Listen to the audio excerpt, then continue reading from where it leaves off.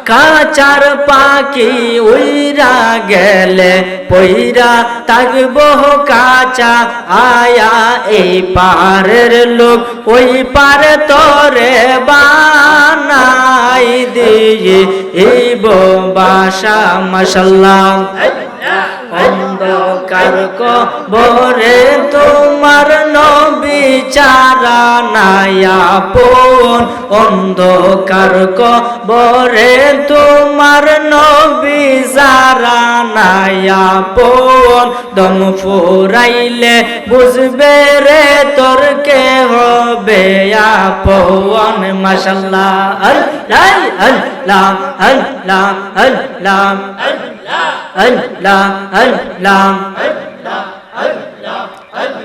মাশাআল্লাহ আল্লাহ আল্লাহ আল্লাহ হু আল্লাহ রে মন আল্লাহ করো সাধনা ওরে আল্লাহর জিকির না করিলে কালব জিন্দা হবে না তোমার আল্লাহর জিকির না করিলে কালব জিন্দা হবে না আল্লাহ হু আল্লাহ রে মন আল্লাহ করো জফনা তোমরা আল্লাহ হো আল্লাহ রে মন আল্লাহ করো সাধনা মাশাআল্লাহ আল্লাহ আল্লাহ বট বৃক্ষ তরুলতা সবুজ গাছের যতই পাতা জিকিরেতে নাইছে মাথা নয়ন খুলে দেখো না আল্লাহ হো আল্লাহ রে মন আল্লাহ করো সাধনা আল্লাহ হো আল্লাহ রে মন আল্লাহ করো জফনা মাশাআল্লাহ আল্লাহ আল্লাহ আল্লাহ আসমান জমিন গ্রহ তারা আল্লাহর জিকির করে তারা মানুষ হইয়া কেন তোমরা আল্লাহর জিকির করো না আল্লাহ হো আল্লাহ রে মন আল্লাহ করো জফনা আল্লাহ হো আল্লাহ রে মন আল্লাহ করো সাধনা মাশাআল্লাহ আল্লাহ আল্লাহ ফানা ফানা জবান খুলেন আল্লাহ আল্লাহ আল্লাহ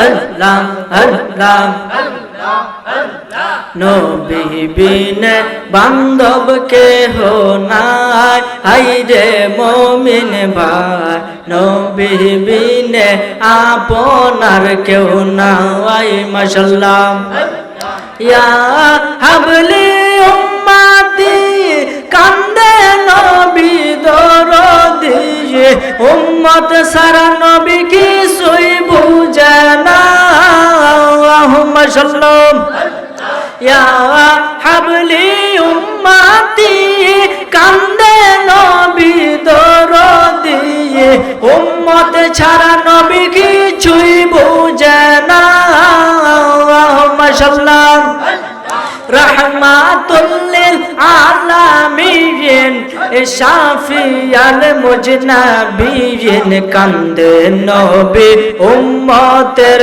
মায়ায় আইরে মুমিন ভাই নবী বিনে দরদি আর নাই মাশাআল্লাহ আল্লাহ আল্লাহ বনের অজগরে চির সতর দরে নবীজিকে ছায়া দিত ভাই মাশাআল্লাহ এই সমস্ত মাঝে যাওয়া দেখিয়া মাখা দি যাওয়া এই সমস্ত মাঝে যাওয়া দেখিয়া মাখা দি যাওয়া জীবন যৌবন সইপা দিল পায় আই রে মুমিন ভাই নবী বিনে দরদিয়ার নাই মাশাআল্লাহ আল্লাহ আল্লাহ আল্লাহ আল্লাহ আল্লাহ উপর উপর দেখতে বালা ভিতর ফুইরা কয়লা আমি জানি গো মুর্শিদ নামে আছে কত জালায়া আমি জানি গো হাজারির প্রেমে আছে কত জালায়া মাশাআল্লাহ মান কলো মান সব হারাইলাম মুর্শিদ প্রেমে পইরা আয়া মান কলো মান সব হারাইলাম হাজারের প্রেমে পইরা মাশাআল্লাহ আল্লাহ আল্লাহ আল্লাহ দেখা যদি নাইবা দিবা কেন প্রেম শিখাইলায়া আমি জানি গো দয়ালের প্রেমে আছে কত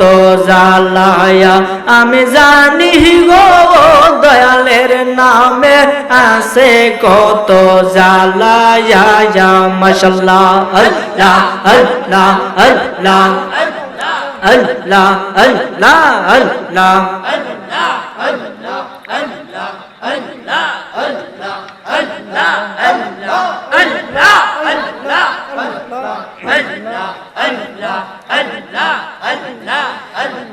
লা ইলাহা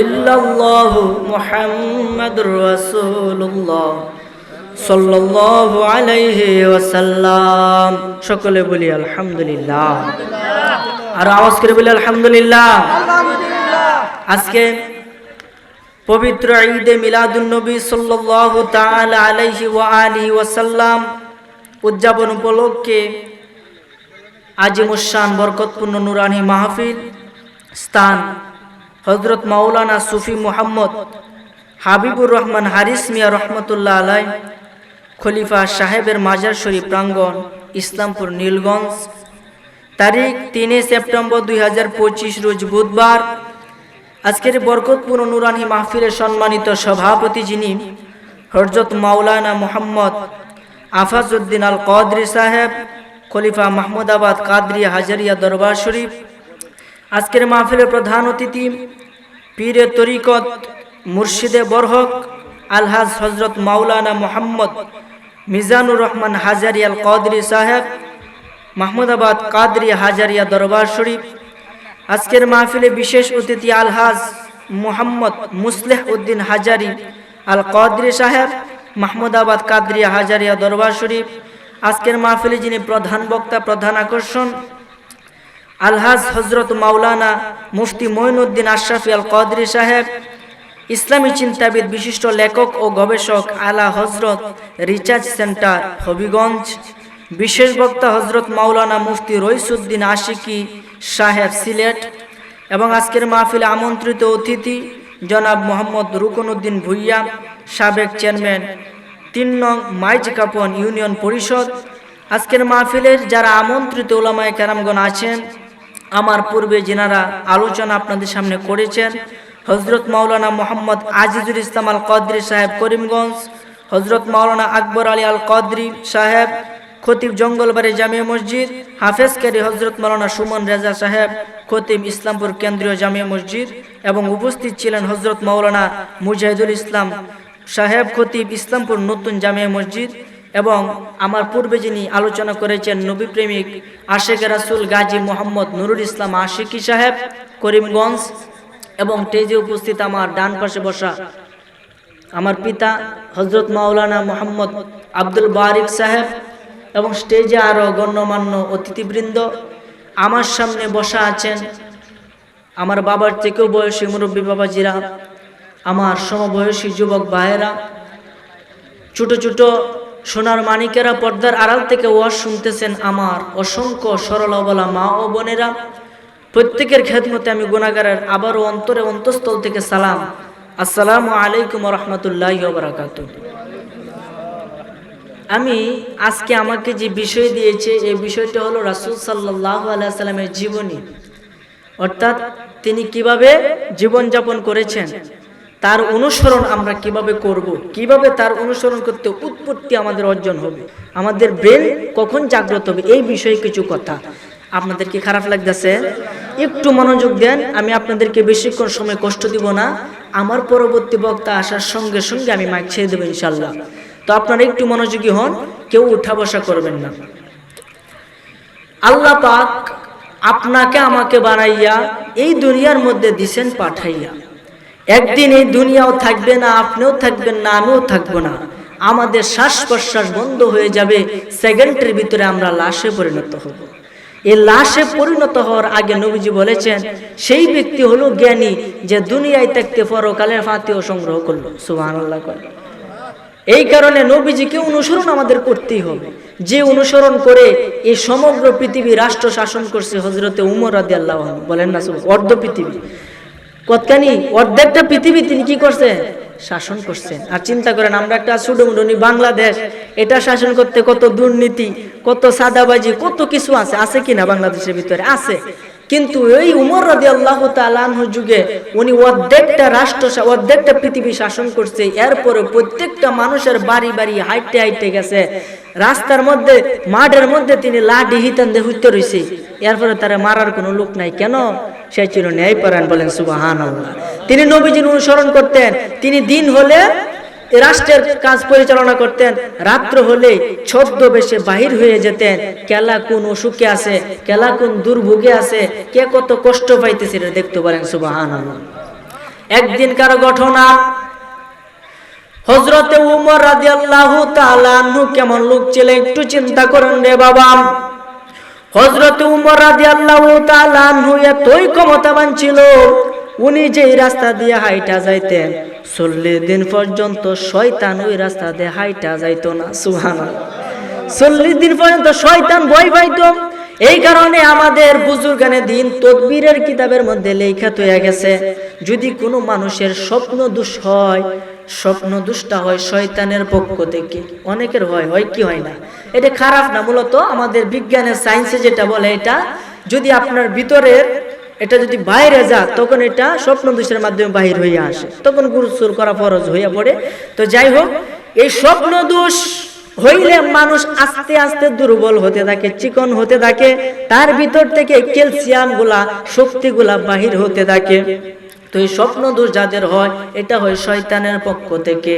যদি তদবিরের কিতাবের ভাষায় যদি কোনো মানুষ হযরতে উমর রাদিয়াল্লাহু তাআলা নূরের নামের 3টা অক্ষর আইন মিম র এ বাম থেকে লেখা ডান দিকে আসতে পারবে, এভাবে 3 বার লেখা ঘুমায়া যাবে, আরেকবার ঘুম থেকে উঠে এভাবে 3 বার লিখবে, খোদার কসম ওই ব্যক্তির কিয়ামত পর্যন্ত স্বপ্ন দোষ হবে না। আর আসতে কোন সুবহানাল্লাহ। উনি কেমন পাওয়ারফুল ছিল! রাসূল পাক সাল্লাল্লাহু আলাইহি ওয়াসাল্লাম যখন আমাদের কাছ থেকে পর্দা করলেন, এই 12 রবিউল আউয়াল এই যে আসতেছে, এই দিনে তিনি আগমন করেছে, এই দিনে আমাদের কাছ থেকে বিদায় নিয়েছে। কিন্তু নবীজি মরে নাই। কোন পৃথিবীর কোন নবী কি মানুষে তো মরে? বলেন না সুবহানাল্লাহ। এই কারণে মুর্দা নবী বলা যাবে না। নবীজির জীবিত থাকাও আমাদের যেমন কল্যাণ ছিল, নবীজি ওফাত গ্রহণের পরে ওটা আমাদের জন্য সমান কল্যাণ। এই জন্য আমরা মিলাদুন নবী অর্থাৎ খুশি উদযাপন করি। সুবহানাল্লাহ। আরো জোরে করি না সুবহানাল্লাহ। এই জন্য তো আমি কই, ও মা দেখো না সবাই চলে যায়, জিকির করো।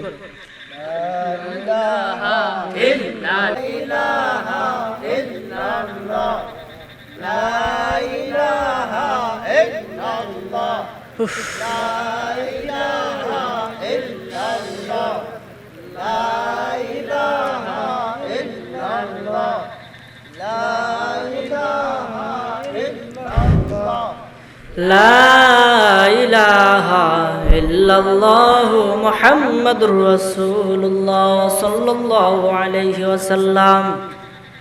তো বলতেছিলাম নবীজির আগমন তো এই মাস, কথা কোন ঠিক কিনা? বরকতময় মাস। মূলত বলবো ইনশাল্লাহ, আজকে আপনাদের উদ্দেশ্যে আইছি, গজল হইব ইনশাল্লাহ। এই যে আপনারা দেখতেছেন মিডিয়াগুলা, তারা ইসলামের জন্য অত্যন্ত কষ্ট করে কি করে না? এই যে গরমের মাঝে তারা এই যে অনেকে আছে করিমগঞ্জ থেকে, অনেকে আছে ভিতর থেকে, এই যে আবার অনেকে এই শহরে বা এই জেলার আছে, তো তারা যে কষ্ট করতেছে, কেন করতেছে? আমার কথাটা আপনারা এখান থেকে বসে শুনতেছেন, আর তাদের মাধ্যমে পুরো বিশ্বটা ছড়ায় যাবে, বলেন না সুবহানাল্লাহ। এই কারণে তাদের সবসময় পাশে থাকবেন, তাদেরকে ফলো করবেন, দেখবেন ইনশাল্লাহ তাদেরও কিছু উপকার হোক, আপনাদের ইসলামেরও কিছু উপকার হোক, কথা কোন ঠিক কিনা? এই জন্য আমরা সব সময় তাদের পাশে আছি ইনশাল্লাহ। তারা যদি আমাদের পাশে থাকতে পারে, আমরা কেন পারবো না, কথা কোন ঠিক কিনা? এই জন্য সবসময় তাদের পাশে থাকবেন। রাসূল সাল্লাল্লাহু আলাইহি ওয়াসাল্লামের এই আগমনের মাস হলো এটা হলো বরকতের মাস, এটাই হলো রহমতের মাস। রাসূল পাকের যুগে রাসূল পাক সাল্লাল্লাহু আলাইহি ওয়াসাল্লাম 12 রবিউল আউয়াল সোমবার দিনে এই দুনিয়ায় আসার কারণে ওই সময়ে যত মা গর্ভধারিণী ছিল প্রত্যেকের গর্ভ থেকে নবীজির উসিলায় সবাইরে ছেলে সন্তান বানাইয়া দুনিয়াতে পাঠাইছিল, বলেন সুবহানাল্লাহ। এটা কাসাইসুল কুবরা ইমাম জালালউদ্দিন সুয়ুতি রহমতুল্লাহ আলাই প্রথম খণ্ডের 80 পৃষ্ঠার মধ্যে সুন্দরভাবে লিখছে, বলেন না সুবহানাল্লাহ। এই জন্য আমি বলি, ও মা দেখো না সবাই চলে যায়, নতুন পোশাক মাথায় টুপি আতর লাগায়, ও মা দেখো না সবাই চলে যায়, নতুন পোশাক মাথায় টুপি আতর লাগায়, যাব আমি তাদের সাথে জুলুসে, যাব আমি তাদের সাথে জুলুসে, ধরার বুকে নূর নবীজি তাশরিফ এনেছে মা, ধরার বুকে তাশরিফ এনেছে। আই রবিউল আউয়াল মাসের 12 তারিখে আসলেন দয়াল নবী এই ধরাতে, সুবহানাল্লাহ বলেন। রবিউল আউয়াল মাসের 12 তারিখে আসলেন দয়াল নবী এই ধরাতে, আসলেন মায়ার নবী এই ধরাতে, সেই নবীজির আওলাদ নাকি, সেই নবীজির আওলাদ নাকি বাংলায় এসেছে, ধরার বুকে নূর নবীজি তাশরিফ এনেছে মা, ধরার বুকে। আই গোসল করাই দেন না মাগো পরাই পাঞ্জাবি, সে তাই গিয়ে আসবো দেখে আওলাদে নবী, আরে সে তাই গিয়ে আসবো দেখে আওলাদে নবী, গোসল করাই দেন না মাগো পরাই পাঞ্জাবি, সে তাই গিয়ে আসবো দেখে আওলাদে নবী, আরে সে তাই গিয়ে আসবো দেখে আওলাদে নবী, চেহারা তাহার দেখতে মা,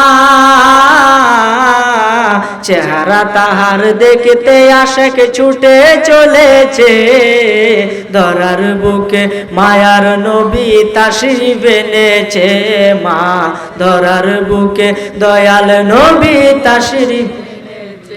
বাজান আকাশ বাতাস খুশি নবীর আগমনে, নারায়ে রিসালাত স্লোগান তুলবে ময়দানে, ঠিক না ঠিক? যাইবেন কিনা আপনারা ইনশাআল্লাহ? আরে আকাশ বাতাস খুশি নবীর আগমনে, নারায়ে রিসালাত স্লোগান তুলবে ময়দানে, আরে নারায়ে রিসালাত স্লোগান তুলবে ময়দানে, মনের স্বাদ মিটবে মা, মনের স্বাদ মিটবে মাগো গেলে জুলুসে, ধরার বুকে দয়াল নবী তাশরিফ এনেছে মা, ধরার বুকে জিন্দা নবী তাশরিফ এনেছে মা, ধরার বুকে মায়ার নবী তাশরিফ এনেছে। ও মা দেখো না সবাই চলে যায়, নতুন পোশাক মাথায় টুপি আতর লাগায়, ও মা দেখো না সবাই চলে যায়, নতুন পোশাক মাথায় টুপি আতর আয়ে যাব আমি তাদের সাথে জুলুসে, বলেন যাব আমি এই জুলুসে, ধরার বুকে মায়ার নবী তাশরীফ এনেছে মা, ধরার বুকে তাশরীফ এনেছে। জোরে বলেন না সুবহানাল্লাহ, আর আওয়াজ করে বলেন না সুবহানাল্লাহ। আমার ভাইরা, বাবারা, বন্ধুরা, নবীজির আগমনের কথা যদি আমি বলি, সারা রাত্র বললে এর ফজিলত শেষ হবে না রে বাবা। নবীজির আগমন কালে এত আশ্চর্য রকমের কারামত ঘটেছিল রে বাবা। তখন আরবের অবস্থা তেমন ভালো ছিল না, মানুষ খেতে পারতো না, ক্ষেতের মাঝে ফসল হইতো না, মানুষ অনাহারে জীবন যাপন করত, খুব কষ্টে তাদের জীবন অতিবাহিত হয়েছিল। এই মুহূর্তে কুসংস্কারে এই পুরা আরব রাজ্য ভরে গিয়েছিল, মানুষ মূর্তি পূজা শুরু করেছিল, অন্ধকার আচ্ছন্ন, তাদের কলবটা, তাদের দেহটা পুরাটাই অন্ধকারে নিমজ্জিত ছিল। কুসংস্কারে বিশ্বাস করত, মেয়ে লোকরে জীবিত কবর দিত, মেয়েদের কোনো সম্মান ছিল না, তারা কোনো সম্পত্তির ভাগ পাইতো না। এই মুহূর্তে ওই জায়গার মধ্যে একজন নবী পাঠানো খুবই দরকার ছিল। তখন আমার আল্লাহ দু জাহানের বাদশা নবী, পাপী তাপী উম্মতের কান্ডারি নবী, দয়াল নবী, মায়ার নবীকে মায়া কইরা আমাদের জন্য এই 12 রবিউল আউয়াল সোমবার দিনে এই দুনিয়ার মধ্যে যখন পাঠাইবে, রাত্র আর দিনে লাগছে কাজ্জা।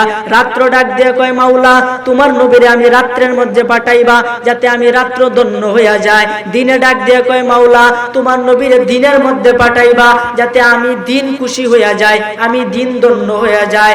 এখন আমার আল্লাহ দুইজনে প্রভু, রাত্রের মাবুদ, দিনের মাবুদ। এখন নবীজিরে যদি রাত্রে ফাড়া, দিনে বেজার হবে, দিনে ফাড়াইলে রাত্রে বেজার হবে। তখন আমার আল্লাহ সুন্দরভাবে সুবহে সাদিকের সময়ে, অর্থাৎ না দিন না রাত, যখন একটু একটু ফসল, একটু একটু অন্ধকার, অন্ধকারও আছে ফর্সাও আছে, এই মুহূর্তে নবীজিকে দুনিয়ার মধ্যে পাঠাইছে। এতে উভয় পক্ষ খুশি হইয়া গেছে।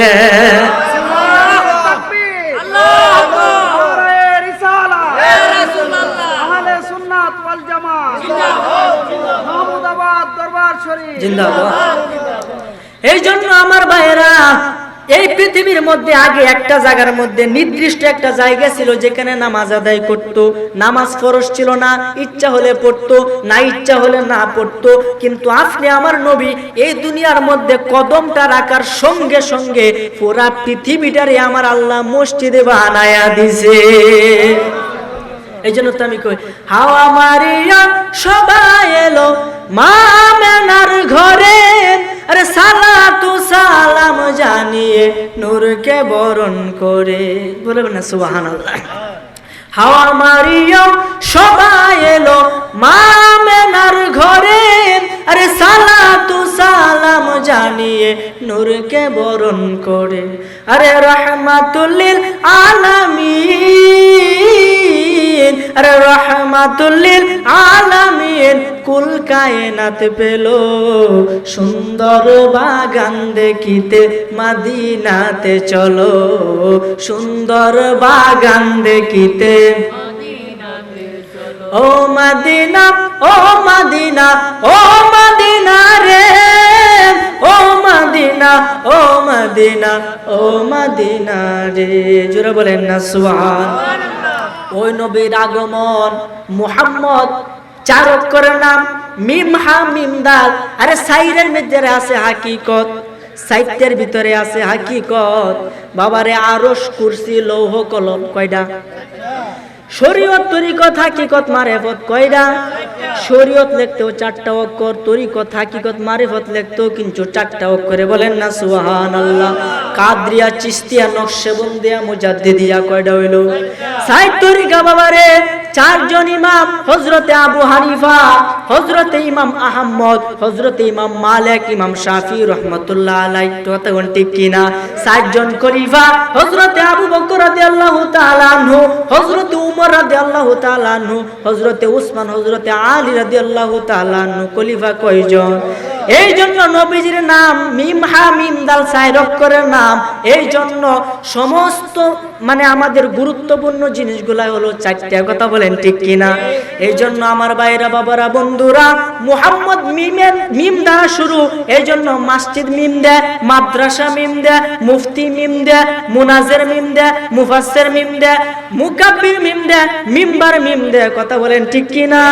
এই জন্য আমার ভাইরা বাবারা বন্ধুরা, নবীর নামের মিমের কি হাকিকত, নবীর নামের মিমের কি বরকত। বাবার যদি কোনো মানুষ মিমের সাধনা করতে পারে, যদি কোনো মানুষ প্রতিদিন 4444 বার করে একটা ফেরেশতার নাম সঙ্গে করে যদি মিম অক্ষরটা উচ্চারণ করতে পারে 28 দিন কিংবা 21 দিন, তাহলে মিমের আমেল হইয়া যাবে। তখন মিম দ্বারা সে বড় বড় কাজ সম্পাদন করতে পারবে। জোরে বলেন সুবহানাল্লাহ।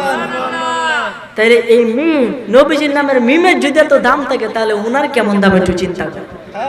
আর আমরা উনার উম্মত হয়ে রাস্তাঘাটে বৈশা শাসটলে বই আড্ডা দিই, বিড়ি সিগারেট খায়, ইয়ার বদলাম হের বদলাম, আমরার মুখ অলরেডি করতেই তাই। এটাই কি নবীজির আদর্শ? এই নবী আমাদের জন্য কত কষ্ট করছে, আর আমরা তাদের জন্য কোনো কিছু, আমি তার জন্য কোনো কিছু করতে পারি না। কথা কোন ঠিক কিনা?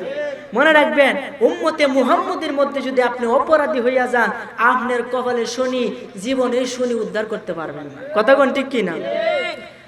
আরে উম্মতে মুহাম্মদি যারা হবে অপরাধী, আরে উম্মতে মুহাম্মদি যারা হবে অপরাধী, তাদের দুঃখে রবে না সীমানা, আশেক জনা নবীর ইশকে হইয়া যাও গাফানা, নবীর ইশকে হইয়া যাও গাফানা, আশেক জনা নবীর ইশকে হইয়া যাও গাফানা। হায়াত মত রিজিক দৌলত নিজের কাছে রাখলেন মজুদ, বাকি সব দিয়াছেন নবীরে আল্লাহ, বাকি সব দিয়াছেন নবীরে। আরে হায়াতুল মুরসালিন নবী ধ্যান করিলেই দেখা পাবি, হায়াতুল মুরসালিন নবী ধ্যান করিলেই দেখা পাবি। থাকতে সময় করো তার সাধনা, ওরে থাকতে সময় করো তার সাধনা, আশেক জনা নবীর ইশকে হইয়া যাও গাফানা, তোমরা নবীর ইশকে হইয়া যাও গাফানা, আশেক জনা নবীর ইশকে হইয়া যাও গাফানা। নবুয়তের শেষের দিকে সাহাবীদের বললেন ডেকে, হযরত আলী এলেমের দরজা, নবী বলছেন হযরত আলী এলেমের দরজা। আনা মাদিনাতুল ইলম ওয়া আলী বাবুহা, বলেন না সুবহানাল্লাহ। হযরত আলী কয় নবীর সাথে দেখা করবা একবার, আমি আলীর সাথে দেখা হবে দুইবার। সুবহানাল্লাহ। সমস্ত সাহাবীরা কইছে, এটা কি আলী, তুমি কি নবীতে বড় হয়েছো গা, বিচার হবে তোমার ওই কাঠগড়ার মধ্যে, লইয়া গেছে গা ওই বিচার কাঠগড়ার মধ্যে আলীরে লইয়া। নবীজিরে ডাক দেখো, ইয়া রাসূলুল্লাহ, আলী কই আপনার সাথে দেখা বিলে একবার, আলীর সাথে বিলে দুইবার, আলী কি আপনার থেকে বড় হয়ে গেছে গেলে কি? তখন আলীরে নবীজি জিজ্ঞাসা, এই আলী তুমি কি কও? নবীজি আমি যেটা কইছি আমি তুই এটাই কই। কেমনে? কামনে বলছেন, আনা মাদিনাতুল ইলম ওয়া আলী ও বাবুহা, আমি যদি এলেমের শহর হই, আলী হলো সেই শহরের দরজা। এখন দরজা দিয়ে আপনার সাথে দেখা করবে, আবার দরজা দিয়ে বের হবে, একবার যাওনের সময় দেখে, আবার আউনের সময় দেখা হবে। সুবহানাল্লাহ।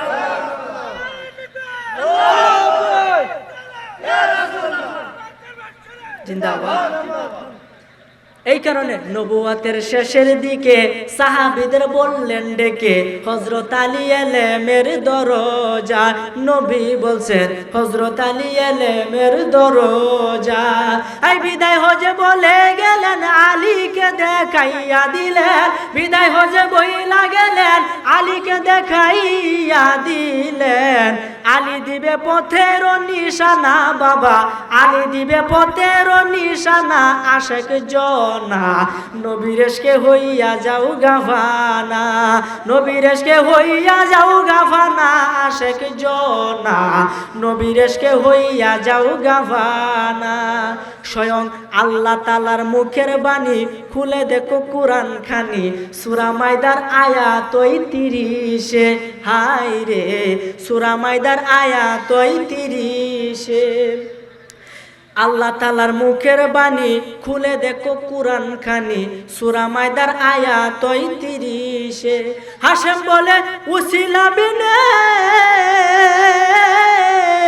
অদম খলিল বলে উসিলা বিনে কে তোরাবে শেষ নিদানে, এই অদম বলে উসিলা বিনে কে তোরাবে শেষ নিদানে। নবীর সাথে রাখলে না দেনা আশেক জনা, নবীর এসকে হইয়া যাও গাফানা, তোমরা নবীর এসকে হইয়া যাও গাফানা আশেক জনা, নবীর এসকে হইয়া যাও গাফানা। এই উম্মতে মুহাম্মদি যারা হবে অপরাধী, উম্মতে মুহাম্মদি যারা হবে অপরাধী, তাদের দুঃখে রবে না সীমানা আশেক জনা, নবীর এসকে হইয়া যাও গাফানা, নবীর এসকে হইয়া যাও গাফানা আশেক জনা, নবীর এসকে হইয়া যাও গাফানা। জোরে বলেন সুবহানাল্লাহ। সে নবীর প্রেমে আমরা পড়তে চাই কিনা বলেন? কেলা কেলা চাই না, একটু আতুডায় এটা হলে উষে নাই তো আমরা জুসি উঠতে উঠছি বাজান। আমি কিন্তু আপনাদেরই সন্তান, আমি আপনাদের দুয়ায় বিভিন্ন জায়গার মধ্যে ওয়াজ নসিহত করি। আমার এত যোগ্যতা নাই, তবে যোগ্যতা থাকলেই আলেম হওয়া যায় না যদি নবীর মুহাব্বত অন্তরে না থাকে। কথা কোন ঠিক না? আরে কোরআন হাদিস পড়লে সবাই আলেম তো হয় না, আরে কোরআন হাদিস পড়লেই সবাই আলেম তো হয় না। এই নবীর প্রেমে মজলো যারা তারাই মাওলানা। সুবহানাল্লাহ। আপনিও মাওলানা যদি নবীর প্রেম আপনার ভিতরে থাকে। তিন ভাতা পড়ছেন না, কোনো বই নাই, নবী যদি আপনারা টাইনিয়ে নেয়, এই আলেম যদি দূরা সরায় নেয়, তা আলেমের থেকে আপনি তো বলা আলেম হতে হবে আলেমের মতো। আলেম কারা? যারা জ্ঞানী, জ্ঞানী কারা? যারা দুনিয়ায় থাকতে পরকালে ফাতিহ সংগ্রহ করে। পরকালে ফাতিহ হলো নবীর দুরূদ, নবীর অনুসরণ। বলেন সুবহানাল্লাহ। এই জন্য হযরত উমর নবীজির কেমন অনুসরণ করতেন। একদিন রাত্রেবেলা তিনি যখন বাদশাহ, সবাই ঘুমায় গেছে, তিনি সুন্দরভাবে তার বেশটারে ফালদাইয়া 14 বেশে বাড়ির থেকে বাইর হইয়া তিনি তার নগরীর মধ্যে হাইটা হাইটা দেখতেছে কেলা কোন অসুবিধার মধ্যে আছে। সুবহানাল্লাহ। কেমন অনুসরণ নবীজিকে করতেন। একটা ঘরের মাঝে গেছেন, দেখতেছে দূর থেকে একজন মহিলা চুলার মাঝে আগুন ধরাইছে, ধরানোর পরে একটা পাত্র এটার মাঝে দিয়া পানির মাঝে টকবক করতেছে, কি যেন রান্না করতেছে। তার ছেলে বলতেছে আম্মু খাওয়ান দেও, খাওয়ান দেও, তাড়াতাড়ি খাওয়ান দেও, আর কান্নাকাটি করতেছে। হযরতে ওমর রাদিয়াল্লাহু তাআলা আনহু দূর থেকে সবগুলা পর্যবেক্ষণ করতেছে। হঠাৎ করে ছেলে কাঁদতে কাঁদতে ঘুমায়া গেছে। ওই মাও কি করছে, এই হাড়িটারে এই চুলার থেকে নামায়া নিচে রাইখা সেও ঘুমায় গেছে। হযরতে উমর রাদিয়াল্লাহু তাআলা আনহু কই, এ কেমন আশ্চর্য ব্যাপার, ছেলে এতক্ষণ কানলো, সে খাওয়ান দিল না, সে বল ওইতাছে ওইতাছে, এখন খাইন্দা ছেলে ঘুমায় গেছে, এখন সে ডেকডারে নামাইয়া সেও ঘুমায় গেছে, কিছু খাইলো না, এর হাকিকত কি আমি জানতে চাই। বলেন সুবহানাল্লাহ। হযরতে উমর রাদিয়াল্লাহু তাআলা আনহু দরজার মধ্যে গিয়ে টোকা দেয়, বলে মা দরজাটা খুলো। ওই মহিলা দরজা খুলে দেখে একজন অচেনা লোক। উমর যে বাদশা চিনে না, 14 বেশ। তখন বলতেছে, মা তোমার একটা জিনিস আমার কাছে আশ্চর্য লাগছে, দয়া করে আর ব্যাখ্যা কি তুমি একটু আমাকে দাও। ওই মহিলা ডাক দিয়ে কই, বাবা তোমার কি সমস্যা আমাকে খুলে বলো। উমর রাদিয়াল্লাহু আনহু ডাক দিয়া কই, মা আমি দূর থেকে দেখলাম তোমার ছেলে খাবারের জন্য কাঁদতাছে, কিন্তু তুমি চুলার উপরে উনুনের উপরে পাত্র রাইখা লাকড়ি দ্বারা তুমি আগুন ধরাইয়া টকবক করতেছে। আমি দূর থেকে শুনলাম তুমি কি রান্না করলা, তোমার ছেলেরেও দিলা না, তুমি নিজেও খাইলা না, তাহলে তুমি কি রান্না করলা আমাকে একটু দেখাও। তো বাবা তাহলে আসো আমি তোমাকে দেখাই আমি কি রান্না করছি। এই পাত্রের উপরে যে ঢাকনা ছিল, ঢাকনাটারে তুলছে, তোলার পরে দেখে কিছু পাথর আর কিছু পানি, এটা দিয়া জাল দিছে যাতে ছেলে বুঝে ঘরের ভিতরে খাওয়ান আছে, মা রান্তাছে, ছেলে যাতে এইটুকু বুঝে। আর মা তো জানে যে আমার ঘরে কিছু নাই। ডাক দিয়ে কয়, বাবা আজকে 3-4 দিন ধরে আমি উপবাসে আছি, আমি কোনো কিছুই পাই না খাইতে, আমি খুব কষ্টে আছি। এই উমর ডাক দিয়ে কয়, তাহলে বাদশা উমরের কাছে যাইতা, ও কেন? বাদশা উমরের কাছে যাবার ক্ষমতা তো আমার নাই, ওনাকে তো আমাদের ভয় লাগে, কেমনে তার কাছে যাব? উমর রাদিয়াল্লাহু তাআলা আনহু ভিতর থেকে একটা চিৎকার দিছে, হাইরে আমি বিলে অর্ধ পৃথিবীর বাদশা, আমার অঞ্চলের ভিতরে একজন মহিলা 3 দিন যাবত না খাইয়া আছে, আর আমি আরামের বিছানায় ঘুমাইছি। হাইরে আল্লাহ যদি আমারে জিগায়, নবী যদি আমারে ধরে, আমি কি জবাব দিব? অথচ তিনি দুনিয়া থাকতে বেহেশতে সার্টিফিকেট পাইয়াছি। আমরা এত পড়াশোনা করি কেন লাগে? সার্টিফিকেটের লাগে, যাতে চাকরি হয়। আর তিনি বেহেশতের সার্টিফিকেট কোনো কিছু অর্জন না করে নবীর প্রেম দ্বারাই পাইছে। সুবহানাল্লাহ কইতেন না? তিনি ফাইয়াছে, এরপরও তার কত ভয়, তিনি দৌড়িয়া গেছে বাইতুল মাল, যেখানে রাষ্ট্রীয় সম্পদ রাখা হয়। বাইতুল মালে ডাক দিয়ে, ওই বাইতুল মালের দ্বার রক্ষক, দরজা খুল। হুজুর আপনি এত রাত্রে কেন আসছেন? তাড়াতাড়ি দরজা খুল, তাড়াতাড়ি আডার বস্তা চিনির বস্তা আমার মাথা তুলে দে। হুজুর আমি থাকতে আপনি কেন? বেশি বুঝিস না, আমার রাজত্বকালে একজন মহিলা 3 দিন যাবত না খাইয়া আছে। আমার নবী যদি আমাকে জিগায়, ওমর তুই যিনি বাদশাহী এইভাবে পালন করছস, একজনে না খায়া রয়েছে, তুই তো খায়া আসলে, তখন আমি কি জবাব দিব? এর প্রায়শ্চিত্তর জন্য আমি আমার মাথার মাঝে তুইলা, আমি আমার নিজ মাথার মাঝে তুইলা ওই মহিলার বাড়িতে খাবার পৌঁছে দিব। জোরে বলেন সুবহান। নারে তাকবীর, নারে রিসালাত, নারে রিসালাত। যাই হোক, হুজুর আসছে, সকলে বলে আলহামদুলিল্লাহ। হুজুর অনেক দূর থেকে আসছেন, অনেক দূর থেকে আসছেন। আল্লাহ যেন হুজুরের হায়াতে বরকত দান করে, বলেন আমিন। যাই হোক, আলোচনা কিন্তু শুরু করলে শেষ করা বাহু নাই। অনেক আলোচনা করেছি, আসলে আমি ছোট মানুষ, আমার বয়স এত না। হ্যাঁ, আপনাদের দুয়ায় রাসূল পাক সাল্লাল্লাহু আলাইহি ওয়াসাল্লামের একজন নগণ্য উম্মত হিসেবে যেন আল্লাহ আমাকে কবুল করে, বলেন আমিন।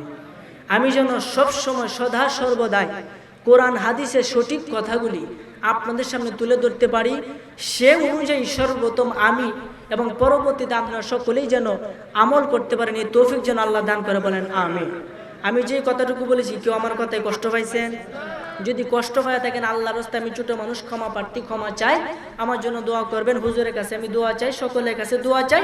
যে আলোচনা করেছি, আল্লাহ যেন আপনাকে আমাকে পরিপূর্ণ নবীর সুন্নত মোতাবেক জীবন ধারণ করার মতন তৌফিক, ক্ষমতা, মন মানসিকতা দান করে, বলেন আমিন। হাদা ওয়া আখিরু দাওয়ানা আলহামদুলিল্লাহি। আসসালামু আলাইকুম। একটা গজলের আবদার করছে হুজুর। হুজুর আপনি একটু চেয়ারে বসে, দয়া করে একটু চেয়ারে বসে। মন ভাঙা না মসজিদ ভাঙা, গজলটা একটু শোনাবেন ইনশাআল্লাহ। কইতাম নি কইলে ভাইরা হমান, আমি তো এটা বুঝি না। তো যাই হোক, আমি হুজুরের অনুমতি ক্রমে, যাই হোক যেহেতু আবদার করছে আমি বলবো ইনশাআল্লাহ। মন ভাঙ্গা না মসজিদ ভাঙ্গা, ভাঙ্গায় আল্লাহর কাবা ঘর, ভাঙ্গায় আল্লাহর কাবা ঘর। কলবের ভিতর আল্লাহর বাড়ি, মনের ভিতর আল্লাহর বাড়ি, ব্যথা দিস না তার ভিতর। মন ভাঙ্গা না মসজিদ ভাঙ্গা, ভাঙ্গা আল্লাহর কাবা ঘর, ভাঙ্গা আল্লাহর কাবা ঘর। মন মন্দিরে আল্লাহর বাড়ি, ব্যথা দিস না তার ভিতর। আসল কাবা না চিনিলে, ডাকলে কি আর তারে মিলে? নামাজ রোজা সব বিফলে, নামাজ রোজা সব বিফলে, বৃথায় আল্লাহু আকবার। মন ভাঙ্গা না মসজিদ ভাঙ্গা, ভাঙ্গা আল্লাহর কাবা ঘর, ভাঙ্গা আল্লাহর কাবা ঘর। মন মন্দিরে আল্লাহর বাড়ি, কলবের ভিতর আল্লাহর বাড়ি, ব্যথা দিস না তার ভিতর। খুশি রাখতে মানুষের মন সাজাইলেন আল্লাহ বিশ্বভুবন। ফেরেশতাগণ সেজদা করে, ফেরেশতাগণ সেজদা করে, মকরণে পাইলাম নতের ঘর। মন ভাঙ্গা না মসজিদ ভাঙ্গা, ভাঙ্গা আল্লাহর কাবা ঘর, ভাঙ্গা আল্লাহর কাবা ঘর। মন মন্দিরে আল্লাহর বাড়ি, কলবের ভিতর আল্লাহর বাড়ি, ব্যথা দিস না তার ভিতর। বলেন সুবহানাল্লাহ। এখানে মন্দির বলাতে অনেকেই মানে ভেজাল ধরতে পারে। মন্দির শব্দটা কিন্তু হিন্দুদের মানে মন্দিরকে বোঝায়। মূলত আমরা বলে মসজিদ, তারা বলে মন্দির। মূলত অর্থ একই হয়, জল আর পানি, কথা কিন্তু একই। যাই হোক, এটার মধ্যে যেন আমরা ফেস না লাগে, আল্লাহ যেন আমাদের প্রত্যেকের সঠিক বুঝদান করে, আমিন। আসসালামু আলাইকুম ওয়া রাহমাতুল্লাহি ওয়া বারাকাতুহু।